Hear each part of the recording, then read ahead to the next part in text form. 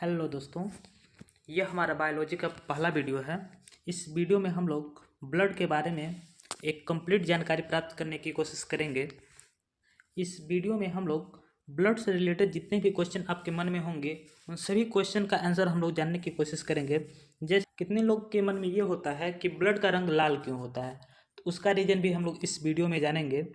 और कोई कहे कि ब्लड का निर्माण कहाँ पे होता है, तो उसका भी आंसर इसी वीडियो में आप लोगों को मिलेगा।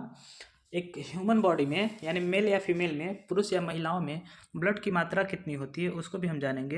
हीमोग्लोबिन क्या होता है उसको भी हम जानेंगे। मतलब जितने भी ब्लड से रिलेटेड क्वेश्चंस होंगे आपके, उन सभी क्वेश्चन का आंसर इस वीडियो में आप लोग को जरूर मिलेगा। तो आइए हम लोग इस वीडियो को स्टार्ट करते हैं। Audio Jungle।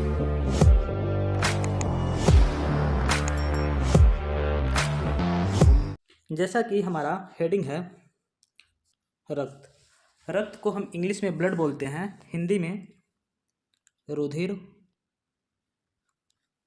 या खून, या उर्दू में हम इसको लहू भी बोलते हैं। ठीक है, क्या बोलते हैं? रक्त, रुधिर, खून या लहू। और जैसा कि आप लोग जानते होंगे, जैसे बायोलॉजी के अंतर्गत हम जीव विज्ञान का यानी पेड़ पौधों से संबंधित एवं जीवों से संबंधित अध्ययन करते हैं, ऐसे ही सेरोलॉजी के अंतर्गत हम लोग या हेमेटोलॉजी के अंतर्गत हम लोग ब्लड का अध्ययन करते हैं। ठीक है, यानी ब्लड का अध्ययन हमारा क्या कहलाएगा? सेरोलॉजी या हेमेटोलॉजी। ठीक, पहला हेडिंग ये है कि प्राकृतिक कोलाइड, यानी ब्लड हमारा क्या है? एक प्राकृतिक कोलाइड है। अब एक कोलाइड क्या होता है? कोलाइड हम एक ऐसे पदार्थ को बोलते हैं जो ना तो हमारा द्रव हो ना ही ठोस हो। यानी कहने का मतलब ये है, एक पदार्थ की एक ऐसी अवस्था जो ना द्रव हो ना ठोस हो। जैसे अगर हम बात करें दही की या दूध की, तो एक ऐसा स्टेट होता है पदार्थ का जो न बिल्कुल द्रव ही होता है ना ठोस होता है। यानी ब्लड भी उसी कैटेगरी में हमारा आता है। एक तरह से ऐसे कह सकते हैं कि कोलाइड एक हमारा एक ऐसा पदार्थ होता है जो अगर हम उसको फर्श पे रखें तो वो फ्लो नहीं करेगा, यानी बहेगा नहीं। ठीक है, इस तरह से हम ब्लड को आसानी से पहचान सकते हैं। तो ब्लड हमारा क्या है? एक प्राकृतिक कोलाइड है। ठीक है, नेक्स्ट, ब्लड हमारा क्या है? एक संयोजी ऊतक है। संयोजी ऊतक क्या होता है? संयोजी ऊतक मतलब एक कनेक्टिंग टिश्यू है। क्या है? कनेक्टिंग टिश्यू है। कनेक्टिंग टिश्यू उसे बोलते हैं, मतलब एक ऐसा ऊतक, एक ऐसी टिश्यू जो पूरे बॉडी को कनेक्ट करके रखती हो। यानी ब्लड भी हमारा क्या करता है? पूरे बॉडी में जितने भी अंग है उन सबको कनेक्ट करके रखने का काम कौन करता है? ब्लड करता है। ठीक, नेक्स्ट अगर हम बात करें कि ब्लड के पीएच वैल्यू की, तो ब्लड का पीएच वैल्यू कितना होता है? 7.4 होता है। यानी यह क्षार की कैटेगरी में आता है, यानी यह बेसिक होता है। अगर आप लोग पीएच वैल्यू आप लोगों ने पढ़ा होगा, तो पीएच वैल्यू अगर 1 से लेकर 7 के बीच में होता है तो यह क्या होता है? अम्लीय होता है। क्या होता है? अम्लीय होता है। मतलब इसको एसिडिक भी बोल सकते हैं, एसिडिक। ठीक है, और पीएच वैल्यू हमारा 7 है तो ये हमारा क्या होगा? उदासीन होगा। क्या होगा? उदासीन होगा, यानी न्यूट्रल होगा। ठीक है, और पीएच वैल्यू हमारा 7 से लेके 14 के बीच में है तो ये हमारा क्या होगा? क्षारीय होगा। क्या होगा? क्षारीय होगा, यानी बेसिक किसको हम बोलेंगे इंग्लिश में। ठीक है, तो हमारा ब्लड का जो पीएच वैल्यू होता है वो कितना होता है? 7.4 होता है। यानी ये हमारा किसके बीच में? 7 और 14 के बीच में है, यानी यह क्षारीय होगा। ठीक है, और हम बात करें कि हमारे शरीर में ब्लड की मात्रा टोटल कितनी होती है, मतलब कितना लीटर ब्लड होता है। तो अगर हम एक वयस्क मनुष्य की बात करें, एक वयस्क पुरुष की बात करें हम, मतलब जिसका एज लगभग 20+ है, यानी 25 या 30 साल है, उसमें हमारा जो ब्लड की मात्रा होगी वह अप्रॉक्स 5.5 लीटर होती है। पुरुषों में कितना होता है? 5.5 लीटर। और महिलाओं में पुरुषों की तुलना में आधा लीटर ब्लड कम होता है, यानी 5 लीटर। और हम एक ऐसे इसको हम एवरेज देखें तो ये हमारे पूरे शरीर का जितना वजन होता है उसका 7% होता है। यानी कहने का मतलब ये है, अगर कोई व्यक्ति 100 kg का है यानी 100 किलो का है, तो उसमें ब्लड की जो मात्रा होगा वो 7 लीटर होगा। ठीक है, यानी 50 kg का है तो उसमें ब्लड की मात्रा 3.5 लीटर होगी। ठीक है, इस तरह से भी हम ब्लड की मात्रा ज्ञात कर सकते हैं। नेक्स्ट है, ब्लड में कोलेस्ट्रॉल की जो एवरेज होती है वह 180 से लेके 200 ग्राम पर डेसीलीटर होती है। ठीक है, अब ये कोलेस्ट्रॉल क्या होता है? कोलेस्ट्रॉल एक ऐसा पदार्थ है मतलब जो वसा के फॉर्म में होता है, मतलब वसा की तरह चिपचिपा पदार्थ होता है। इसका ज़्यादा होना बहुत ही नुकसानदायक है। अगर ये हमारे ब्लड में इसकी मात्रा ज़्यादा हो जा रही है तो इससे हमें हार्ट अटैक आने की भी संभावना रहती है। और अगर ये ब्लड में कम रहेगा तो हमारा ब्लड बहुत ही पतला हो जाएगा। ब्लड में हम बात करें हीमोग्लोबिन की, जिसकी वजह से हमारे ब्लड का रंग लाल होता है। और कोई कहे कि ब्लड का रंग लाल क्यों होता है तो उसका करेक्ट आंसर क्या होगा, हीमोग्लोबिन। यानी हीमोग्लोबिन की वजह से ही हमारे ब्लड का रंग लाल होता है। यह आरबीसी में पाया जाता है। आरबीसी के बारे में हम आगे भी बताते हैं नेक्स्ट स्लाइड में। तो अभी यहाँ पर बस आप लोग ये जानिए कि हीमोग्लोबिन हमारे शरीर में कितना होता है, एवरेज 14 ग्राम पर डेसीलीटर। यानी पुरुषों की बात करें हम तो उसमें पुरुषों में कितना होता है, 14 ग्राम पर डेसीलीटर, और महिलाओं में 13 ग्राम पर डेसीलीटर होता है।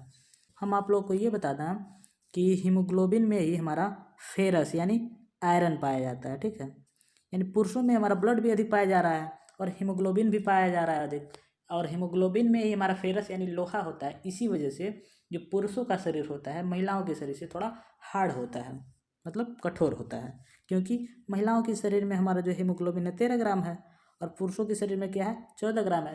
यानी जिसमें हीमोग्लोबिन अधिक होगा उसका शरीर अधिक कठोर होगा यानी हार्ड होगा, क्योंकि हीमोग्लोबिन में ही हमारा लोहा पाया जाता है यानी फेरस पाया जाता है।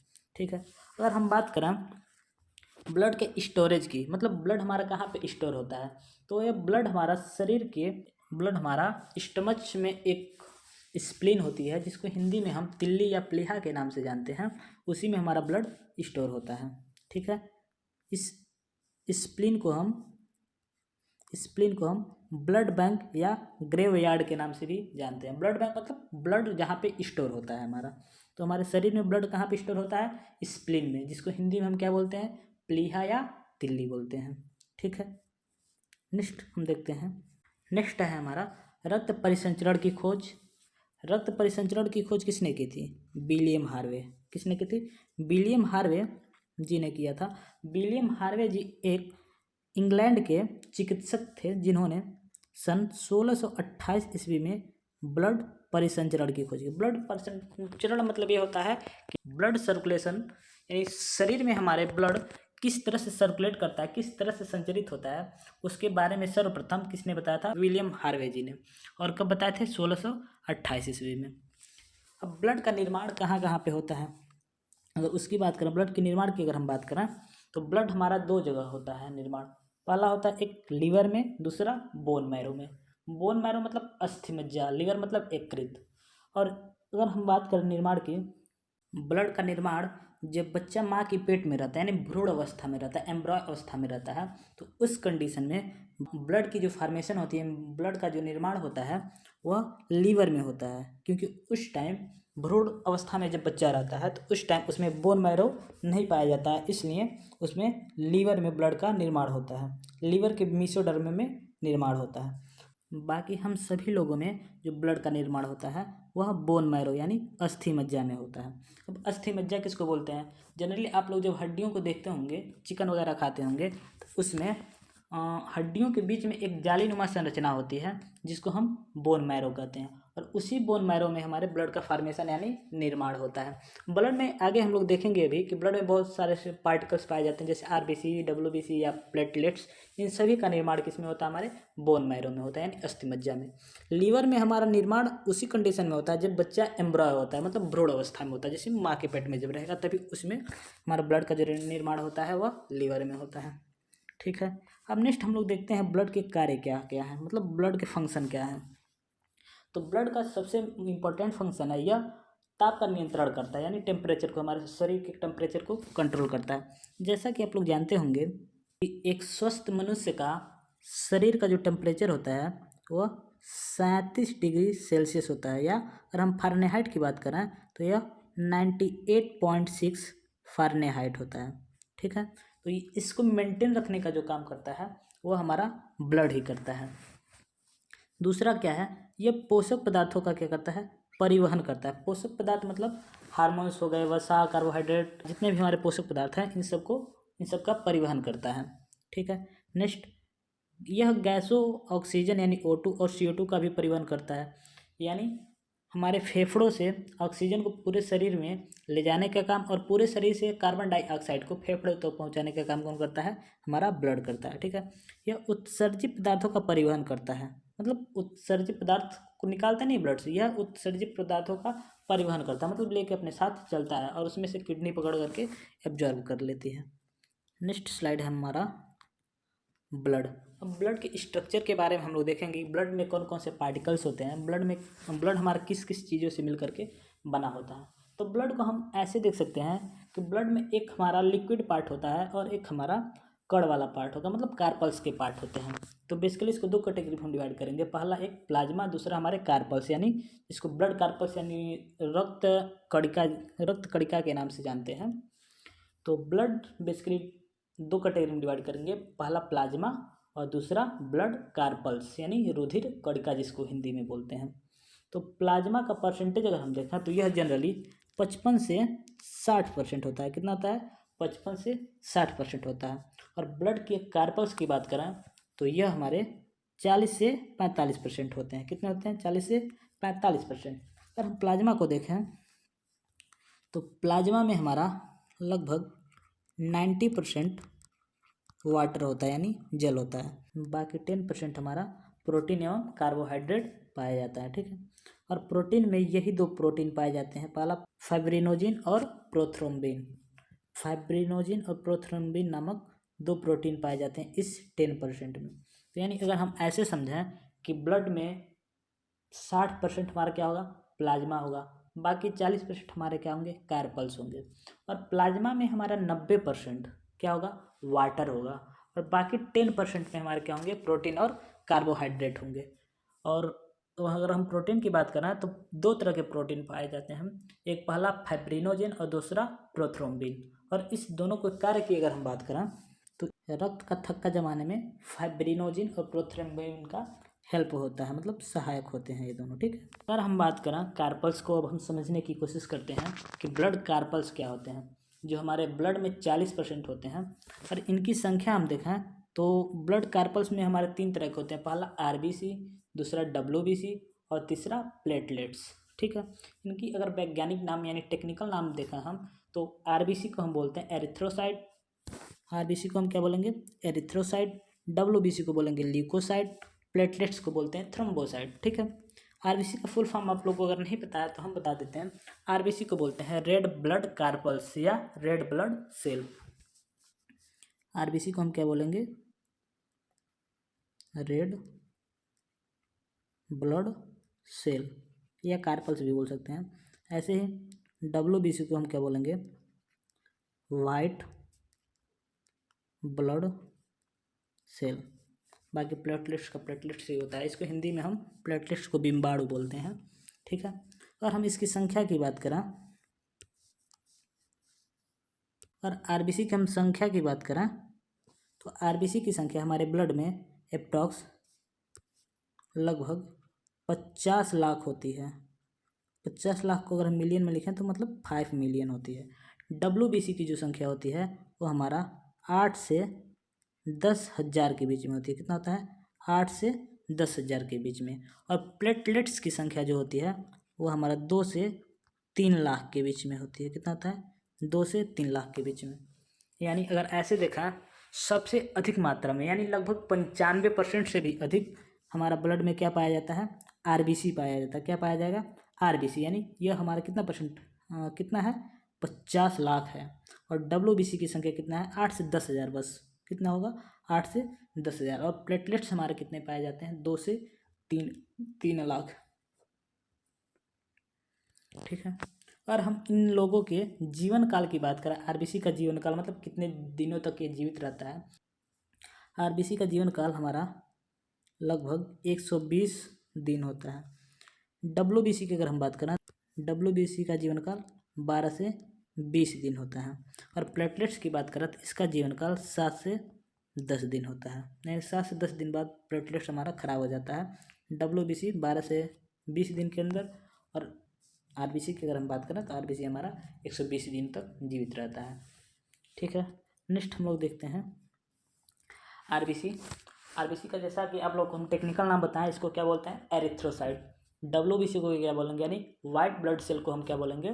ल्यूकोसाइट। और प्लेटलेट्स को हम क्या बोलेंगे? थ्रोम्बोसाइट। ठीक है, अब इसके अगर हम आकार की बात करें तो हमारा आरबीसी जो होता है इसकी आकृति गोल होती है। कैसी होती है? गोल, और बीच में चपटा होता है। फिगर में जैसे आप लोगों को दिखाया गया होगा कि आरबीसी का हमारा आकार कैसा गोल और बीच में चपटा होता है। इसका जो आकार होता है ये ऊंचाई पर जाने पर इसके आकार में वृद्धि होती है और ऑक्सीजन डिजॉल्व यानी ऑक्सीजन को अवशोषित करने की जो क्षमता है वह कम हो जाती है। इसमें लाइसोसोम हमारा नहीं पाया जाता है, इसमें लाइसोसोम नहीं पाया जाता है। और इसमें न्यूक्लियस यानी केंद्रक जिसमें हमारा डीएनए एवं आरएनए होते हैं वो भी नहीं पाए जाते हैं। यानी अगर आपसे कोई कहे कि ब्लड के आरबीसी से क्या हम डीएनए की जांच कर सकते हैं, तो नहीं, बिल्कुल नहीं कर सकते, क्योंकि हमारे इसमें केंद्रक यानी न्यूक्लियस नहीं पाया जाता है। ठीक है, यानी कोई भी पदार्थ जिसमें हमारा न्यूक्लियस नहीं पाया जाएगा उसमें डीएनए और आरएनए भी नहीं पाया जाएगा, और जब डीएनए आरएनए नहीं पाया जाएगा तो उससे हम डीएनए आरएनए के टेस्ट नहीं कर सकते। हमारे बालों में डीएनए पाया जाता है क्योंकि उसमें केंद्रक भी होता है। हमारे नाखून में भी केंद्रक होता है यानी न्यूक्लियस होता है, और न्यूक्लियस में डीएनए आरएनए होते हैं, यानी हमारे नाखूनों से भी डीएनए आरएनए के टेस्ट कर सकते हैं हम। ठीक है, यह रुधिराणु का यानी ब्लड कार्पल्स जो होते हैं जिसमें हमारे 3 थे, आरबीसी, डब्ल्यूबीसी एवं प्लेटलेट्स को देखे हैं, वह हमारा आरबीसी उसका पूरे का 95% अकेले होता है, क्योंकि इसकी संख्या कितनी है 50 लाख। कितनी है 50 लाख, यानी 5 मिलियन भी इसको हम बोल सकते हैं। ठीक है, और अभी हम पीछे बताए हैं कि ब्लड में हमारा क्या पाया जाता है, हीमोग्लोबिन पाया जाता है, और हीमोग्लोबिन हमारा ब्लड के आरबीसी में पाया जाता है। किसमें पाया जाएगा, ब्लड के आरबीसी में। एचबी किसका साइन है, हीमोग्लोबिन का साइन है। तो यानी हीमोग्लोबिन किस में पाया जाएगा, आरबीसी में, और आरबीसी हमारा कितना पाया, किस में पाया जाता है, ब्लड में। और हीमोग्लोबिन का जैसा नाम है, हिम का मतलब होता है लाल रंग। ठीक है, तो इसी हीमोग्लोबिन की वजह से ही जो हमारा ब्लड का रंग होता है वो लाल होता है। ठीक है, क्योंकि ब्लड में हमारा सबसे अधिक संख्या है आरबीसी की, और आरबीसी में ही हमारा हीमोग्लोबिन पाया जा रहा है, जिसकी वजह से हमारे पूरे ब्लड का रंग लाल होता है। और एक चीज़ और हम आप लोगों को बता दें कि ब्लड हीमोग्लोबिन में ही फेरस पाया जाता है। फेरस मतलब लोहा पाया जाता है। ये पीछे हम लोग आप लोग को बताया है कि जिसमें हीमोग्लोबिन अधिक पाया जाएगा उसमें हमारा लोहा भी अधिक पाया जाएगा, यानी जिसमें अधिक लोहा की मात्रा होगी, यानी जिसमें अधिक फेरस की मात्रा होगी, उसमें उसका शरीर क्या होगा, सबसे हार्ड होगा। यानी पुरुषों में हीमोग्लोबिन की मात्रा अधिक पाई जाती है, इसलिए पुरुषों का शरीर थोड़ा हार्ड होता है कंपेयर देन वीमेन्स। ठीक है, आरबीसी की कमी से यानी ब्लड की कमी से हमारा क्या होता है, एनीमिया रोग हो जाता है। कौन सा रोग हो जाएगा, एनीमिया रोग। यानी ब्लड में अगर हीमोग्लोबिन की मात्रा कम है, या लोहे की मात्रा कम है, यानी फेरस की मात्रा कम है, या आरबीसी की मात्रा कम है, तो हमारा कौन सा डिसीज होगा, एनीमिया रोग होगा। नेक्स्ट अगर हम बात करें डब्ल्यूबीसी की, जिसका वैज्ञानिक नाम हमारा ल्यूकोसाइट होता है, इसका आकार कोई निश्चित नहीं होता, मतलब इसका कोई भी शेप इरेगुलर शेप में होता है, ना गोल होगा ना चपटा होगा, मतलब इस किसी भी शेप में हो सकता है। इसमें हमारा केंद्रक यानी जिसको इंग्लिश में न्यूक्लियस बोलते हैं वो हमारा पाया जाएगा। क्या होगा, न्यूक्लियस पाया जाता है, यानी इसके द्वारा हम डीएनए टेस्ट आसानी से कर सकते हैं। यानी ब्लड का कोई हमें डब्ल्यूबीसी दे देता है और पूछता है इसका डीएनए क्या होगा, तो हम उसका डीएनए टेस्ट करके बता सकते हैं। ठीक है, डब्ल्यूबीसी का बेसिकली ये कार्य होता है, यह रोगों से लड़ने में सहायक होता है, यानी रोगों से हमें रक्षा प्रदान करता है। इसके विभिन्न टाइप्स हैं, जैसे एंटीबॉडी, क्या होता है, antibody, lymphocytes, monocytes, neutrophil, eosinophil, basophil. ठीक है, ये जो जितने भी फिल टाइप हैं तीनों, न्यूट्रोफिल एवं बैसोफिल एवं एसिनोफिल, ये क्या करते हैं, रोगों का भक्षण करते हैं। भक्षण मतलब रोगों को मारने का कार्य करते हैं। और एंटीबॉडी और लिम्फोसाइट हमारे क्या करते हैं, रोगों से सुरक्षा प्रदान करते हैं। नेक्स्ट है हमारा प्लेटलेट्स। इसका आकार हमारा उत्तल लेंस के समान होता है। कैसा होता है, उत्तल लेंस के समान। ठीक है, इसमें भी हमारा केंद्रक नहीं पाया जाता, और ये हमारा बेसिकली क्या करता है, शक्ति प्रदान करने का कार्य करता है। इसकी संख्या हम आप लोगों को बताया है, प्लेटलेट्स की संख्या, यह एक स्वस्थ मनुष्य में 2 से 3 लाख के अप्रॉक्स होती है। ठीक है, एक डेंगू नाम का रोग होता है, डेंगू का आप लोग नाम सुने होंगे। डेंगू रोग में क्या होता है, इसकी संख्या घटने लगती है, और यह घटते घटते लगभग 50,000 के करीब आ जाती है। डेंगू रोग में प्लेटलेट्स काउंटिंग ही की जाती है, प्लेटलेट्स की संख्या का ही गिनती करते हैं। अगर प्लेटलेट्स घट रहा है यानी हमको डेंगू है। ठीक है, प्लेटलेट्स काउंट को बढ़ाने के सबसे घरेलू उपाय ये है, यह एलोवेरा या गोट मिल्क, एलोवेरा या गोट मिल्क में प्रचुर मात्रा में पाया जाता है। ठीक है, नेक्स्ट हम लोग देखते हैं कि ब्लड की क्लॉटिंग कैसे, यानी रक्त का थक्का कैसे बनता है, यानी रक्त कैसे जमता है। तो बेसिकली अभी हम जैसा कि हम लोग पीछे देखे हैं कि ब्लड में हमारे प्लाज्मा और कार्पल्स पाए जाते हैं, यानी ब्लड कार्पल्स पाए जाते हैं। और ब्लड कार्पल्स में हम 3 कार्पल्स देखे हैं, एक आरबीसी जिसको एरिथ्रोसाइट, दूसरा डब्ल्यूबीसी जिसको ल्यूकोसाइट, और तीसरा हमारा प्लेटलेट्स था जिसको हम क्या बोल रहे थे, थ्रोम्बोसाइट। ठीक है, तो ब्लड क्लॉटिंग में हमारा जो थ्रोम्बोसाइट होता है यही हेल्प करता है। जब हमारे शरीर पे कहीं चोट लगती है या हमारा शरीर कहीं कट जाता है तो उस टाइम क्या होता है, ब्लड हमारा बहने लगता है, और ब्लड में ही हमारे क्या होते हैं, प्लेटलेट्स होते हैं। प्लेटलेट्स का वैज्ञानिक नाम क्या होता है, थ्रोम्बोसाइट। तो जब यह थ्रोम्बोसाइट वायु के संपर्क में आता है तो वायु और थ्रोम्बोसाइट मिल करके थ्रोम्बोप्लास्टिन बना लेता है, यानी थ्रोम्बोप्लास्टिन के रूप में कन्वर्ट हो जाता है। और थ्रोम्बोप्लास्टिन और हमारे शरीर में उपस्थित कैल्शियम, ये दोनों मिल करके प्लाज्मा में उपस्थित जो हमारा प्रोटीन होता है प्रोथ्रोम्बिन को एक्टिव कर देता है। और जैसे प्रोथ्रोम्बिन एक्टिव होता है उसको हम बोलेंगे थ्रोम्बिन, यानी प्रोथ्रोम्बिन हमारा किस में कन्वर्ट हो जाएगा, थ्रोम्बिन में कन्वर्ट हो जाएगा। फिर ये थ्रोम्बिन और प्लाज्मा में उपस्थित फाइब्रिनोजेन, अभी हम लोग पीछे देखे हैं कि प्लाज्मा में 2 तरह के प्रोटीन उपलब्ध होते हैं, पहला फाइब्रिनोजेन और दूसरा प्रोथ्रोम्बिन। तो प्रोथ्रोम्बिन किस में हमारा कन्वर्ट हो जाएगा, थ्रोम्बिन में, और फाइब्रिनोजेन किस में कन्वर्ट हो जाएगा, फाइब्रिन में।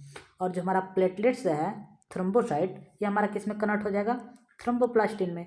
यानी ये तीनों मिलकर, यानी थ्रोम्बोसाइट थ्रोम्बोप्लास्टिन में, प्रोथ्रोम्बिन थ्रोम्बिन में, फाइब्रिनोजेन फाइब्रिन में, इन तीनों में कन्वर्ट होकर के क्या करते हैं, जब हमारा ब्लड बहने लगता है तो उस टाइम एक जालीनुमा संरचना की रचना करते हैं। और ये जितने भी हमारे कार्पल्स हैं, आरबीसी डब्ल्यूबीसी एवं प्लेटलेट्स, ये जाकर उसमें फंस जाते हैं, जिससे हमारा रक्त का थक्का बन जाता है, यानी हमारा रक्त बहना रुक जाता है। इस पूरे प्रोसेस को होने में लगभग हमारा 4 मिनट का टाइम लगता है। और इस पूरे प्रोसेस को, यानी ये जितने भी चारों प्रोसेस हैं हमारे, इस पूरे प्रोसेस को हम बोलते हैं कैस्केडिंग प्रोसेस। क्या बोलेंगे, कैस्केडिंग प्रोसेस। और यह जनरली 4 मिनट लगता है। इसीलिए जब हमारा कहीं कट जाता है तो हम क्या करते हैं, उसको जनरली कुछ देर के लिए दबा के रखते हैं, ताकि हमारे ये चारों प्रोसेस कंप्लीट हो जाएं और ब्लड हमारा बहना रुक जाए। इस स्लाइड में अब हम देखेंगे कि कौन सा कार्पल हमारा हेल्प किया, कौन सी प्रोटीन हमारी हेल्प की, कौन सा तत्व यानी कौन सा पदार्थ हेल्प किया, कौन सा विटामिन हेल्प किया। ठीक है, तो यहाँ पे हम सबसे पहले देखें कि यहाँ पे क्या दिया है, थ्रोम्बोसाइट। और थ्रोम्बोसाइट किसको बोलते हैं, प्लेटलेट्स को बोलते हैं। अभी हम लोग पीछे देखे हैं कि जब हमारा कहीं कट जाता है तो ब्लड बहने लगता है, और ब्लड जब बहेगा तो उसमें हमारा ब्लड में क्या होता है, थ्रोम्बोसाइट हमारा थ्रोम्बोप्लास्टिन में कन्वर्ट हो जाता है, फाइब्रिनोजेन फाइब्रिन में कन्वर्ट हो जाएगा, प्रोथ्रोम्बिन हमारा थ्रोम्बिन में कन्वर्ट हो जाएगा। और ये तीनों मिल करके कैल्शियम से क्रिया करते हैं, जिससे हमारा कैस्केडिंग प्रोसेस बोलते हैं। और इस कैस्केडिंग प्रोसेस के द्वारा हमारा ब्लड जम जाता है, यानी ब्लड का थक्का बन जाता है। और इस तीनों को सुचारू रूप से कार्य करने के लिए सबसे महत्वपूर्ण भूमिका अदा करता है विटामिन के, यानी इस पूरे प्रोसेस को कंप्लीट करने में हमारा विटामिन के महत्वपूर्ण भूमिका निभाता है। इसीलिए बोलते हैं हम कि ब्लड का थक्का जमाने के लिए जो सहायक विटामिन है वो कौन सा है, विटामिन के है। ठीक है, इसके अलावा हमारा एक एंटी क्लॉटिंग एजेंट होता है। एंटी क्लॉटिंग एजेंट उसे बोलेंगे, मतलब एक ऐसा पदार्थ जो ब्लड को जमने से रोकता है। यानी ब्लड अगर हमारे शरीर के अंदर जम जाएगा तो फिर दिक्कत हो जाएगी, यानी हमारी नसों के अंदर अगर ब्लड जम जाएगा तो नसें ब्लॉक हो जाएंगी, जिससे हमारे नस फटने का भी डर रहता है और हमारी मौत हो सकती है। तो इसी वजह से जो हमारा हेपेरिन रहता है यह हमारे शरीर के अंदर ब्लड को जमने नहीं देता है। पीछे हम आप लोगों को बताए हैं कि फाइब्रिनोजेन और प्रोथ्रोम्बिन जो होता है यह किस में पाया जाता है, प्लाज्मा में पाया जाता है। किस में पाया जाएगा, प्लाज्मा में। हेपेरिन का गुण यह होता है कि जब यह हमारे शरीर के अंदर रहता है तो यह ब्लड को जमने नहीं देता है, लेकिन जैसे ही हमारे शरीर में कहीं कट लग जाता है, यानी हमारे शरीर में कहीं कट जाता है या चोट लग जाती है तो ब्लड बहने लगता है, और ब्लड के साथ ही हेपेरिन वायु के संपर्क में आएगा तो हेपेरिन हमारा निष्क्रिय हो जाता है, यानी कार्य करना बंद कर देता है। और उस कंडीशन में हमारा क्या होता है कि ब्लड हमारा जमने लगता है। हेपरिन की सबसे बड़ी दिक्कत यही है कि हेपरिन जैसे ही हवा के संपर्क में आएगा यह तुरंत निष्क्रिय हो जाता है और ब्लड हमारा जम जाता है। इसी कारण से जब कभी डॉक्टर इंजेक्शन किसी मरीज को लगाता है तो उसमें से पीट पीट करके उसको धीरे धीरे करके उसमें से जितने भी हवा होते हैं उसको निकाल देता है। इसलिए निकाल देता है क्योंकि अगर इंजेक्शन के साथ हवा भी हमारे शरीर के अंदर चली गई तो उस कंडीशन में क्या होगा कि हमारे नसों में जो हेपरिन होगा वह निष्क्रिय हो जाएगा और हमारे नसों में ब्लड जम जाएगा। क्योंकि यह एक एंटी क्लॉटिंग एजेंट है, यह ब्लड को जमने नहीं देता है, लेकिन जैसे इसके अंदर हवा आएगी यह तुरंत निष्क्रिय हो जाएगा और ब्लड को जमा देगा। हमारे शरीर के अंदर अगर ब्लड जम जाएगा तो हमारा क्या होगा, नसें ब्लॉक हो जाएगी और जिससे हमें हैमरेज हो सकता है और मरीज की मौत भी हो सकती है। इसी कारण से जब कभी मरीज को ग्लूकोज वगैरह की बोतल चढ़ाई जाती है तो ग्लूकोज ख़त्म होने से पहले ही सलाइन को बंद कर दिया जाता है, क्योंकि सलाइन में हमारी बहुत सारी हवाएं रहती हैं और उस सलाइन को ख़त्म होने से पहले बंद नहीं किया जाएगा तो सलाइन के साथ हवा भी हमारे ब्लड में चली जाएंगी, जिससे बहुत सारा हवा अगर हमारे ब्लड में चला जाएगा तो हमारा जो हेपरिन है वह अंदर ही अंदर निष्क्रिय हो जाएगा, जिससे हमारे नसों के अंदर जितने भी ब्लड है वो जम जाएंगे, जिससे मरीज की मौत हो सकती है। एक बीमारी होती है हीमोफीलिया। यह एक आनुवंशिक बीमारी है यानी जेनेटिक डिसीज है। इस डिसीज में क्या होता है, इस रोग में क्या होता है कि ब्लड की क्लॉटिंग नहीं होती यानी ब्लड जमता नहीं है। नॉर्मल और किसी को कट जाता है तो वह 3 से 4 मिनट में ब्लड बहना रुक जाता है, लेकिन अगर जिसको हीमोफीलिया हुआ है उसमें क्या होगा कि उनका ब्लड जल्दी जमता नहीं है और छोटे से ही कट पे यानी थोड़ा सा ही अगर चोट लगता है कहीं तो बहुत सारा ब्लड शरीर से बाहर निकल जाता है, जिससे मरीज की मौत हो जाती है। यह एक आनुवंशिक बीमारी है। हीमोफीलिया क्या है, एक आनुवंशिक बीमारी है। यानी आनुवंशिक बीमारी किसे बोलते हैं, जो एक पीढ़ी से लेकर दूसरी पीढ़ी में चली जाए, यानी जिसको हम जेनेटिक डिसीज के नाम से भी जानते हैं। इंग्लिश में से क्या बोलेंगे हम, जेनेटिक डिसीज। यानी एक पीढ़ी से दूसरे पीढ़ी में जाने वाली बीमारी को हम क्या बोलेंगे, जेनेटिक डिसीज। तो हीमोफीलिया भी हमारा क्या है, एक जेनेटिक डिसीज ही है। और हीमोफीलिया जो बीमारी है यह सबसे पहले इंग्लैंड की महारानी से शुरू हुआ था। आई होप आप लोग को ये वीडियो अच्छा लगा होगा। अगर वीडियो अच्छा लगा है तो प्लीज़ वीडियो को ज़रूर लाइक करें, चैनल को सब्सक्राइब भी करें। Thank you.